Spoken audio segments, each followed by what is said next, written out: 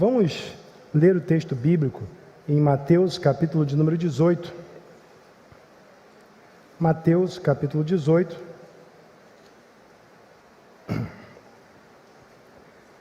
Leremos a partir do versículo de número 15. Mateus, capítulo 18, a partir do versículo 15. Eu lerei, os irmãos acompanharão. Onde a palavra do Senhor fala-nos assim: Ora, se teu irmão pecar contra ti, vai e repreende-o entre ti e ele só. Se te ouvir, ganhaste a teu irmão. Mas se não te ouvir, leva ainda contigo um ou dois, para que pela boca de 2 ou 3 testemunhas toda palavra seja confirmada. E se não as escutar, dize-o à igreja. E se também não escutar a igreja, considera-o como gentio e publicano. Em verdade vos digo que tudo que ligardes na terra será ligado no céu, e tudo que desligardes na terra será desligado no céu. Também vos digo que se 2 de vós concordarem na terra acerca de qualquer coisa que pedirem, isso lhes será feito por meu Pai que está nos céus. Porque onde estiverem 2 ou 3 reunidos em meu nome, aí estou eu no meio deles. Amém. Irmãos, nesse capítulo de Mateus, nós vemos que desde o princípio o assunto é o pecado. Os discípulos se aproximam de Jesus no versículo 1, querendo saber quem dentre eles seria o maior no reino dos céus. Eles estavam disputando sobre isso de acordo com Marcos capítulo 9, versículos 33 e 34. Então o texto começa com o pecado dos discípulos. E em seguida Jesus pega uma criança e começa a corrigir, reorientar a perspectiva de seus discípulos, mostrando que ao invés da infantilidade de buscar posições mais altas, eles deveriam assumir a humildade, a disposição interior de uma criança. Então Jesus ele começa a dizer também que se alguém escandalizasse qualquer um dos discípulos genuínos que assumisse essa disposição interior humilde, melhor seria que ele amarrasse no pescoço uma pedra de moinho e se lançasse nas profundezas do mar. Mas na sequência, Jesus, ele também fala a respeito dos pecados com os quais nós devemos lidar, as tentações, como nós lidamos com as tentações que sofremos, porque o mundo sempre está diante de nós, colocando tropeços. Inclusive esse é o sentido da palavra escândalo, no versículo 7, o sentido de pôr empecilho, colocar tropeço. Então Jesus vai orientando, e a partir do versículo 12, ele insere uma parábola em seu discurso, falando a respeito daquele irmão que se extraviou por conta de algum tropeço, e que cada um deles, ao invés de ficar disputando o primeiro lugar, deveria ao contrário, se engajar na busca desses, porque foi assim que o Filho do Homem fez. E no restante do capítulo, irmãos, nós vamos vendo que tudo culmina na parábola do credor incompassivo, quando Jesus diz que os discípulos deveriam agir tal como Deus agiu com eles. Veja, o assunto aqui é o pecado. E no trecho que nós lemos, do versículo 15 ao versículo 22, não é diferente. Jesus orienta seus discípulos a como lidar com o seu pecado, a como encarar aquele que se extravia por causa do pecado, o que fazer. Mas agora Jesus, ele levanta um questionamento: e se teu irmão pecar contra ti? E a partir daí, ele apresenta uma série de etapas que os discípulos deveriam pôr em prática a fim de tratar do problema do pecado no interior da sua comunhão. E justamente por causa disso, no decorrer da história, toda a ideia sobre disciplina eclesiástica se baseia nesse texto. É verdade que há outros textos que fundamentam o processo disciplinar, mas esse texto tem sido referencial. Mas a verdade é, irmãos, que assim como nós vemos na parábola do credor incompassivo, quando Jesus diz que nós devemos agir com os pecadores tal como Ele agiu para conosco.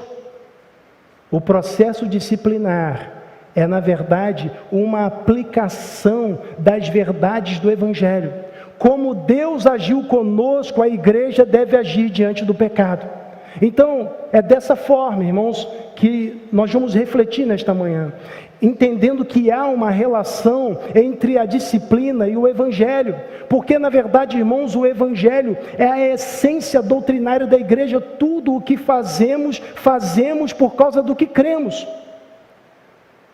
Há uma relação estreita entre o Evangelho e tudo que nós praticamos. Nós não fazemos nada que esteja desvinculado do Evangelho. Nós partimos da graça de Deus, da realidade do pecado, e é isso que Jesus faz. Ele parte da realidade do pecado para ensinar algo sobre a graça. E por conta disso, nesta manhã, quero falar com os irmãos sobre a relação entre o Evangelho e a disciplina. E a primeira coisa que eu quero destacar, irmãos, é que tanto o Evangelho quanto a disciplina, ambos visam a reconciliação. Irmãos, a fala de Jesus aqui no início, irmãos, ela já provoca uma reflexão profunda, porque veja, Jesus diz: ora, se teu irmão pecar contra ti. E eu fico pensando, irmãos, o que os discípulos devem ter pensado. Jesus falava do pecado de cada um, falava daquele que se extraviou por causa do pecado, mas de repente ele fala: se teu irmão pecar contra ti. Então cada um deles deveria talvez ter imaginado que ele podia ser o pecador do irmão, ou que o irmão seria o pecador contra ele. Se teu irmão pecar contra ti, cada um pensaria no outro. Poxa, se o Pedro pecasse contra mim, pensaria Mateus. E se o João pecar contra mim, pensaria Pedro. Ou seja, todos eles eram potenciais ofensores. Jesus não está apontando ninguém ali. Jesus está dizendo: se teu irmão pecar contra ti, sabe por quê? Porque os irmãos pecam. Todos nós somos pecadores. Jesus parte da universalidade do pecado. Na igreja também há pecado. E Jesus reconhece essa realidade. Embora a nossa tendência seja procurar perfeição na igreja, a igreja é imperfeita desde a sua fundação. Desde a fundação da igreja, irmãos, nós vemos os homens de Deus tropeçando. O mesmo Pedro que prega lá em Atos capítulo 2, lá na epístola de Paulo aos Gálatas, Paulo lembra que Pedro tomou uma atitude reprovável. Há pessoas imperfeitas na igreja, irmãos, mas o desafio é manter a unidade e a harmonia, apesar das imperfeições. Esse é o desafio. E Jesus, ele chama aqui os seus discípulos à reflexão e mostra algo que tem tudo a ver com o Evangelho. Qual deve ser a nossa atitude diante do pecado do irmão? Veja, ele diz: se teu irmão pecar contra ti, vai e repreende-o entre ti e ele só. Irmãos, quem toma a iniciativa no processo disciplinar é o indivíduo que foi ofendido. Isso tem a ver com o que Jesus tinha falado sobre a autodisciplina. Nós devemos estarmos atentos a respeito das tentações, mas devemos entender que temos uma responsabilidade de praticarmos uma disciplina mútua. Nós devemos dar o primeiro passo. O ofendido é quem vai ao encontro do ofensor.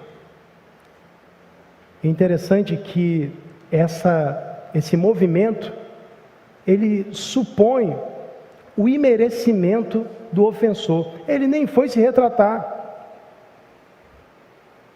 Simplesmente ele não estava nem aí.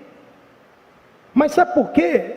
Muitas vezes o ofensor não vai se retratar, porque ele nem sempre ele sabe que ofendeu. A Bíblia diz no Salmo 19, versículo 12: quem pode discernir os seus próprios erros? Ou quem conhece os seus próprios erros? Nós não sabemos tudo, irmãos, nem mesmo a respeito dos nossos pecados. Por isso Davi, na parte B do versículo do Salmo 19, 12, ele diz: expurga-me tu até dos que me são ocultos. Há pecados no nosso coração que nós não conhecemos e precisamos da ajuda dos outros para identificá-los. Porque, embora sejamos pecadores regenerados, estamos ainda num processo de aperfeiçoamento e, por conta disso, ainda há alguma cegueira espiritual em nós. Precisamos da Escritura para abrir os nossos olhos. Precisamos da Escritura para sondar os nossos corações e muitas vezes precisamos de irmãos para nos confrontar por meio da Escritura.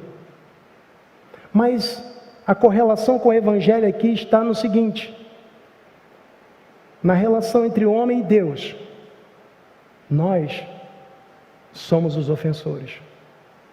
O pecado é uma ofensa à santidade divina. Nós ofendemos a Deus da maneira mais hedionda. Os nossos pecados fazem separação entre nós e Deus. Mas a Bíblia diz que Deus prova o seu amor para conosco, em que Cristo morreu por nós, sendo nós ainda pecadores. Ou seja, nós estávamos engajados no pecado, nós não buscávamos a Deus, como diz Romanos 3,10, não há ninguém que busque a Deus, nós não estávamos interessados, irmãos, nem ao menos queríamos saber qual era a natureza da nossa iniquidade. Mas Deus tomou a iniciativa, Ele deu o primeiro passo, Ele foi a parte ofendida e veio ao nosso encontro a fim de nos restaurar, e trouxe a boa notícia da salvação. Mas assim como acontece com o Evangelho, a disciplina, irmãos, essa disciplina mútua entre um irmão e o outro querendo resolver o problema, ela requer confrontação. Perceba que o texto diz: vai e repreende-o entre ti e ele só. Seu irmão pecou contra você, Jesus nos ensinando. Você vai e conversa com ele com o propósito de mostrar o erro. Se a sua versão for NVI, essa será a expressão que vai aparecer: mostrar-lhe o erro. Porque essa é a ideia. Então, veja, é necessário que o indivíduo reconheça o seu erro e se arrependa. Porém, a ideia de arrependimento não parece explícita aqui nesse texto. O texto só diz: se ele te ouvir. Mas eu quero convidar você a ler comigo Lucas capítulo 17, o versículo de número 3. Lucas 17, versículo 3, que é o texto paralelo, ou seja, o texto que trata do mesmo assunto. Lucas 17, 3 diz assim: olhai por vós mesmos, e se teu irmão pecar contra ti, repreende-o, e se ele se arrepender, perdoa-lhe. Veja que o se ele ouvir de Mateus é o equivalente aqui ao arrependimento, porque a ideia de Jesus ao transmitir esse ensino era essa. A ideia, irmãos, é que o indivíduo se arrependa, a ideia é que haja reconciliação, a ideia é que ele reconheça o erro. Deus também, irmãos, ao vir ao nosso encontro, Ele nos confronta com o pecado. Porque a pregação do Evangelho começa com uma acusação, dizendo que você é pecador. Se nós pregarmos só o amor, irmãos, nós suprimimos uma parte essencial do Evangelho. O Evangelho começa com a realidade do pecado e da condenação. Nós não merecemos o céu, nós merecemos o inferno. E é justamente por isso que Deus prova o seu amor para conosco, em que Cristo morreu por nós, sendo nós ainda pecadores, merecíamos o inferno no seu canto mais profundo. Mas Deus estendeu a sua mão de graça, vindo ao nosso encontro para nos resgatar. É necessário que haja confrontação. Mas vivemos num tempo, irmãos, em que a confrontação ela tem sido evitada porque nós não queremos conflitos. Nós vivemos em busca de fugir dos conflitos, porque na concepção ocidental, uma vida feliz é uma vida onde não há problemas. As pessoas pensam assim: não há problemas, não há sofrimento, então nós evitamos o sofrimento a qualquer custo. mas a Bíblia aponta noutra direção. A Bíblia aponta na direção de uma comunhão intrusiva, onde nós nos intrometemos e nós confrontamos uns aos outros com as Escrituras, de modo que Colossenses 3,16 diz que nós devemos admoestar-nos uns aos outros, aconselhar uns aos outros. Irmãos, mas é interessante que se ninguém nos confrontasse com a mensagem do Evangelho, como diz Romanos 10, 13 e 14, nós não creríamos. Como ouvirão se não há quem pregue? Precisávamos dessa confrontação. Imitando Deus, nós precisamos também expor o erro, confrontar o pecado. Segunda coisa que quero destacar, irmãos, a respeito dessa relação entre o Evangelho e a disciplina, é que, veja, o propósito inicial é ganhar o irmão, é promover a reconciliação, mas o propósito que nós já anunciamos a partir de Lucas 17:3 é também o arrependimento. Não é uma mera reconciliação como um aperto de mão falso e tapinhas nas costas, mas é uma reconciliação genuína que é resultado do arrependimento. Porque às vezes, irmãos, eu lembro quando era criança, às vezes os adultos promoviam a reconciliação entre nós, a gente apertava a mão forçado, um abraçava o outro, dando até soco nas costas, assim, né? Já era aquela coisa que a gente não queria se reconciliar. Mas na Igreja de Cristo não pode ser assim. O objetivo é a restauração do pecador. A disciplina, irmãos, portanto, ela é uma responsabilidade de cada um. Mas quando nós avançamos na leitura do texto, nós vemos que, à medida que o indivíduo resiste, uma nova etapa é proposta. Veja, o texto diz no versículo 16: mas se não te ouvir, leva ainda contigo 1 ou 2, para que pela boca de 2 ou 3 testemunhas, toda a palavra seja confirmada. Veja, e a coisa vai evoluindo, até que chega no versículo 17, a afirmação de que se não escutar, é necessário de levar à igreja. Porque a disciplina, irmãos, é uma responsabilidade coletiva e individual. Isso também tem tudo a ver com o Evangelho. O Evangelho é uma responsabilidade coletiva, mas também individual. A igreja, ela promove ações evangelísticas, mas nós, como indivíduos, onde quer que estejamos, nós também precisamos evangelizar. Precisamos ter o compromisso com a glória de Deus onde nós estamos, a fim de exaltar o Senhor com nossa conduta. Isso é excelente, irmãos, mas nós precisamos multiplicar o número de adoradores por meio da evangelização. Então, eu preciso pregar o Evangelho. Eu não posso substituir a pregação, eu tenho que anunciar a boa notícia da salvação, falar do que Deus operou na minha vida, compartilhar. E é interessante que a persistência mencionada nesse texto, irmãos, aponta para a longanimidade do Senhor. Irmãos, veja, são várias etapas. Jesus, antes disso, ele conta a parábola da ovelha perdida e fala a respeito do empenho do dono das ovelhas ali em buscar a que se perdeu. Mas, veja, irmãos, no final, quando Jesus ele conclui essa ideia aqui, no versículo 21, o texto diz que provavelmente Pedro deve ter pensado: poxa, isso aí vai dar um trabalhão, mano. Já pensou se esse irmão peca de novo? O irmão peca contra mim, eu vou lá, procuro ele não quer, levo uma ou duas testemunhas, aí ele não quer, leva a igreja, beleza, resolvemos. Aí depois ele peca de novo contra mim. Então ele pergunta: até quantas vezes pecará o meu irmão contra mim e eu lhe perdoarei? Ele percebe que o processo é persistente. Então ele pergunta: até quantas vezes? Não tem um fim isso? E Jesus, ele dá um número aqui a Pedro, evidentemente um número de natureza figurada, para indicar que a misericórdia que nós devemos demonstrar ela deve ser análoga à misericórdia de Deus. E por isso ele conta a parábola do credor incompassivo. Porque nós não podíamos pagar a nossa dívida, irmãos. Se você multiplicar 70 vezes 7, não vai dar o número de vezes que você pecou contra Deus. Porque nós pecamos desde que nós nascemos. Desde criancinha. O bebezinho já finge o choro, mano. É a natureza pecaminosa se manifestando. E nós viemos pecando e pecando e pecando.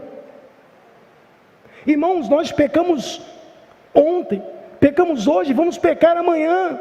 Mas a Bíblia diz que a graça de Deus se manifestou salvadora, trazendo salvação a todos os homens. Nós merecemos o inferno, irmãos. E agora nós que fomos perdoados, tal como na parábola do credor incompassivo, por que eu reteria o perdão diante do pecado do meu irmão? Ainda que ele pecasse 200, 300 vezes. Ah, pastor, mas não dá. Realmente não dá. Por isso que nós devemos buscar forças no Senhor, auxílio na graça de Deus, porque do contrário nós não conseguimos. Porque o pecado ainda é forte em nós, irmãos, porque se o irmão peca contra mim, eu também, irmãos, o pecado está dentro de mim, não está fora de mim. A nossa tendência, irmãos, é achar que o pecado está fora de nós, mas o pecado está no nosso coração. Por isso, a nossa tendência de desejar que o indivíduo venha, ele tome a iniciativa, não ele que me ofendeu, ele que tem que vir aqui, meu. Vai ter que comer na minha mão. E não é assim, irmãos. Já imaginou se Deus nos tratasse dessa forma? Por isso que o Salmo 103, versículo 10 diz que Deus não nos tratou segundo os nossos pecados, nem nos retribuiu de acordo com a nossa iniquidade. Se Deus nos tratasse da maneira como às vezes nós lidamos com os irmãos que pecam contra nós, então, irmãos, estaremos perdidos. Por isso que a Bíblia diz em Efésios 5, versículo 1, sede, pois, imitadores de Deus, como filhos amados. Devemos imitar Deus, porque Ele é o nosso parâmetro. O parâmetro não é aquilo que eu penso, não é a minha tradição familiar, o parâmetro não são as minhas experiências, a minha história pessoal, o parâmetro é a Escritura Sagrada.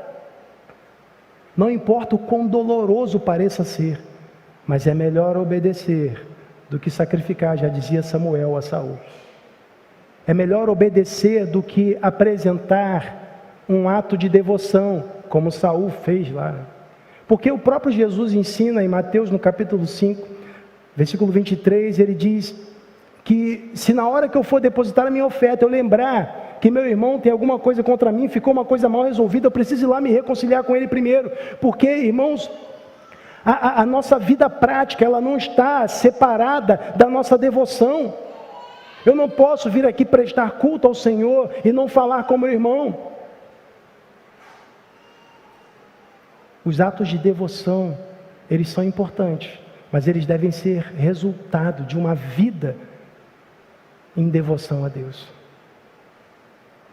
Mas veja, a verdade é que Deus não pensa como nós, mas Deus quer que nós pensemos como Ele.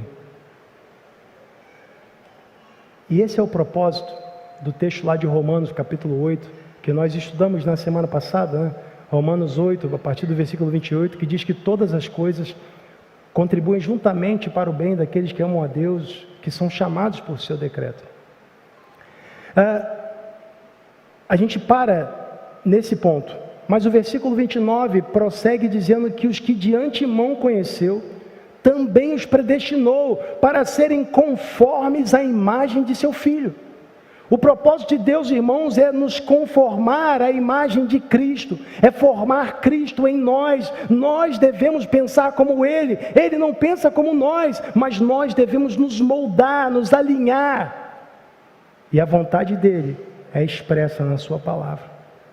A terceira coisa que eu quero destacar, irmãos, é que assim como o Evangelho, a disciplina também recebe apenas duas respostas.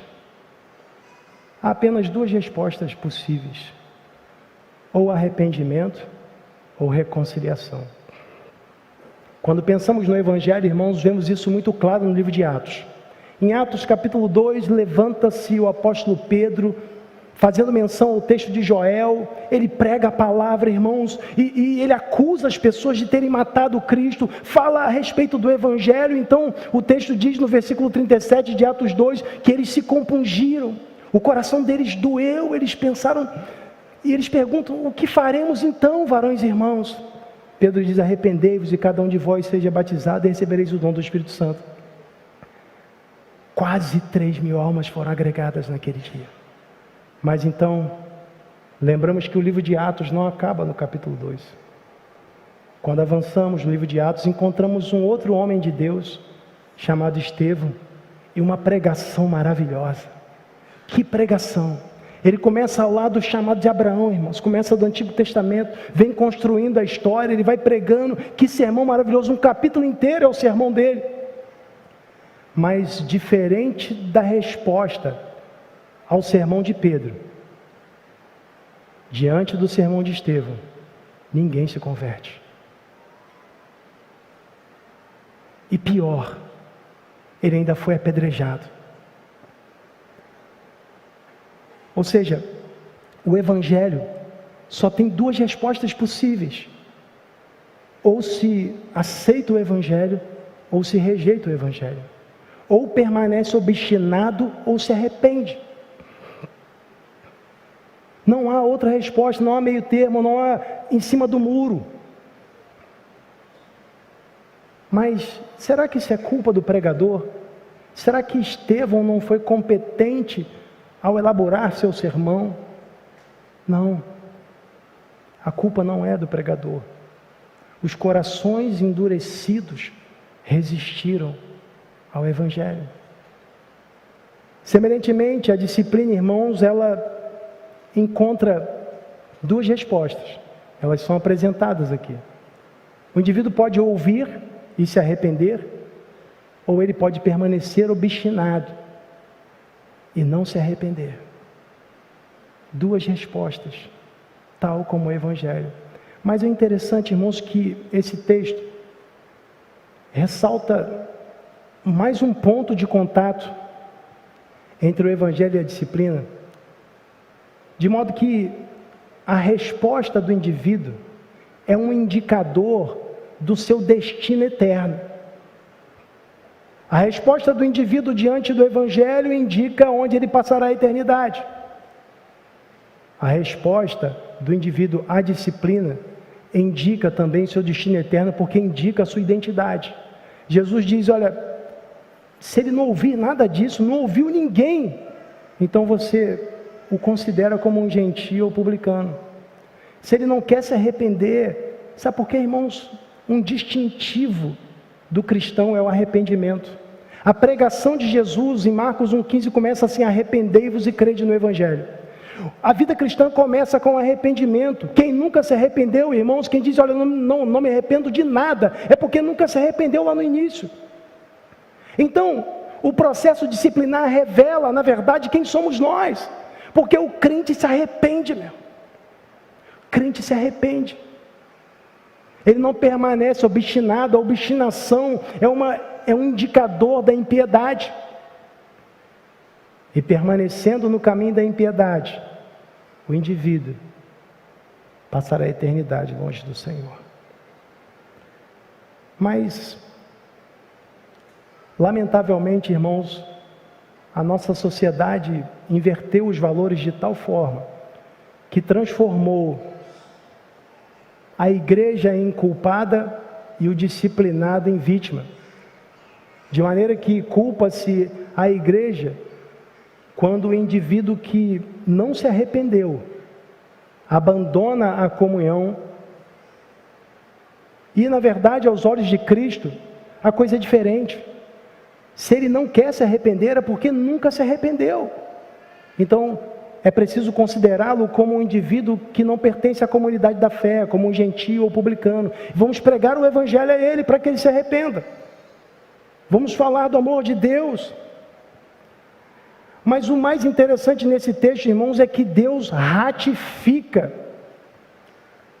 esse indicador. Versículo 18 diz assim: em verdade vos digo que tudo que ligardes na terra será ligado no céu, e tudo que desligardes na terra será desligado no céu. Ou seja, se a igreja procede dessa forma, então Deus confirma isso. Realmente esse indivíduo precisa se arrepender aos pés de Cristo, precisa de conversão. Se a igreja procede tal como a Bíblia diz, então Deus ratifica. Mas além disso, irmãos, no versículo de número 20, eu acredito que é o mais, talvez o mais recitado, diz assim: porque onde estiverem 2 ou 3 reunidos em um nome, aí estou no meio deles. Eu li antes do 19, irmãos, para destacar que nós precisamos entender, à luz do contexto, o sentido desse texto, porque a nossa tendência é associar esse versículo à presença de culto, né? Já temos o quórum mínimo, 2 ou 3, né? Nós costumamos dizer isso. Mas veja bem, no mesmo texto, no versículo 16, nós vemos que 1 ou 2 já foi mencionado, né? Se não ouvir, eu chamo mais 1 ou 2, que no caso dá mais 1 comigo, 2, mais 2, 3. Então 2 ou 3, tal como no versículo 20. Então, não é possível que se esteja falando de uma coisa diferente aqui. Está no mesmo contexto. E aí, eu quero ressaltar, não sei se na sua Bíblia tem essa referência, mas na minha tem. Na minha, quando eu vou no versículo 16, tem uma letrinha aqui, por acaso na minha Bíblia, letra F, que me remete lá para o rodapé da página e me mostra um texto do Antigo Testamento que tem a ver com aquilo que foi dito aqui. Eu quero ler com você, Deuteronômio 19:15. Deuteronômio 19:15. Diz assim: uma só testemunha contra ninguém se levantará por qualquer iniquidade ou por qualquer pecado, seja qual for o pecado que pecasse, pela boca de 2 ou 3 testemunhas se estabelecerá o negócio. Tem a ver com o texto, né? Porque veja, lá no texto Jesus fala de pecado e fala de 2 ou 3 testemunhas. Aqui fala de pecado e 2 ou 3 testemunhas. Então, me parece que o assunto é o mesmo. Que as 2 ou 3 testemunhas estão sendo empregadas a fim de dar testemunho acerca daquela iniquidade praticada. Porque lá na frente, essas 2 ou 3, elas seriam apresentadas à igreja a fim de dar testemunho daquilo. Então é natural, irmãos, que nós entendamos que lá em Mateus 18, a partir do versículo 19, quando 2 ou 3 são mencionados de novo, Jesus está dizendo a mesma coisa. Veja, também vos digo que se 2 de vós concordarem na terra acerca de qualquer coisa que pedirem, isso lhes será feito por meu Pai que está nos céus. Se esses 2 que foram reunidos tentar resgatar esse irmão, se eles concordarem, eles orarem: Senhor, nos usa agora, nós vamos ao encontro daquele irmão pecador, usa-nos, Senhor, para que por meio da tua palavra ele se arrependa, Senhor. Então ele diz que ele está com a igreja nesse sentido, nesse propósito. Então o versículo 20 completa dizendo: porque onde estiverem 2 ou 3 reunidos em meu nome, aí eu estou no meio deles. Irmãos, Deus está com a igreja na execução desse processo disciplinar. É justamente quando os irmãos se unem para resgatar o que se perdeu, Jesus está dizendo: eu estou com vocês. Quando vocês forem resgatar o perdido, eu estou com vocês. Tal como ele contou na parábola da ovelha perdida, eu estou com vocês. Então, irmãos, é nesse sentido que nós devemos nos engajar e resgatar. Veja, e houve persistência. E veja bem, a parábola da ovelha perdida demonstra a persistência do Senhor, que conhece exatamente quais são as suas ovelhas. Nós não conhecemos. Eu não sei quem é quem. Por isso, irmãos, nós persistimos com todo mundo. Persistimos com todo mundo. Porque não sabemos. Então, vamos tentar resgatar, vamos ao encontro, vamos visitar, vamos juntos, irmãos, vamos orar por isso, porque Jesus está conosco. Mas veja, talvez, embora você tenha compreendido essas verdades, talvez você nunca tenha aplicado isso na prática. E assim como no texto, o irmão pecador é convidado a se arrepender, mostrando que há tempo. Também nós podemos nos arrepender e pôr isso em prática. Porque a retenção do perdão, irmãos, também é pecado.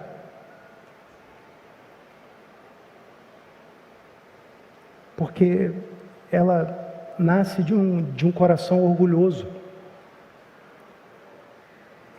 E nós precisamos entender, irmãos, que não temos motivo algum para sermos orgulhosos. Porque no fim das contas nós não merecemos nada. Nada trazemos para esse mundo e nada podemos levar dele. Tudo que somos e temos é por causa da graça de Deus. Então, com essa consciência, eu e você devemos, pensando nessa relação que há entre o Evangelho e a disciplina, praticar essa disciplina mútua entre nós. Resolver os nossos problemas. Resolver as nossas pendências, as nossas questões. Perdoarmos uns aos outros como o Senhor nos perdoou. Jesus ensinou isso no Pai Nosso. Porque só assim, irmãos, nós estaremos confirmando diante do mundo aquilo que Jesus nos ensinou, que a sua igreja é preciosa.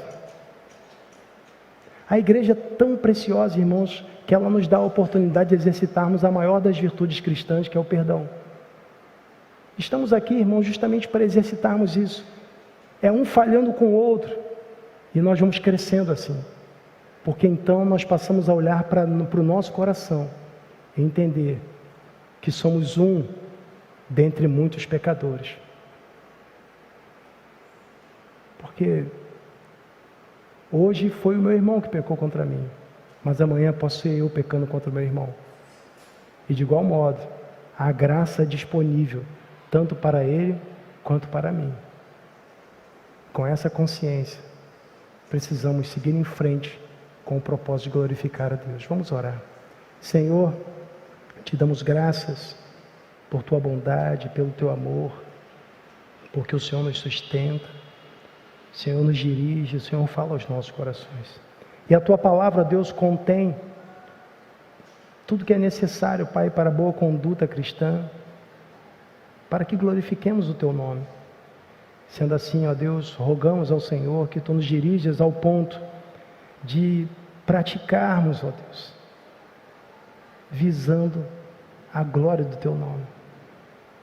Que amemos o que o Senhor ama e odiemos o que o Senhor odeia, para que assim, ó Deus, por meio de nossas vidas, o teu nome seja glorificado. Que possamos, Pai, buscar a reconciliação, ter a expectativa do arrependimento, ó Deus, e entender, Pai, que acima de tudo, precisamos pregar e viver o Evangelho. Ó Deus, é o que eu peço, e desde já te agradeço em nome de Jesus. Amém.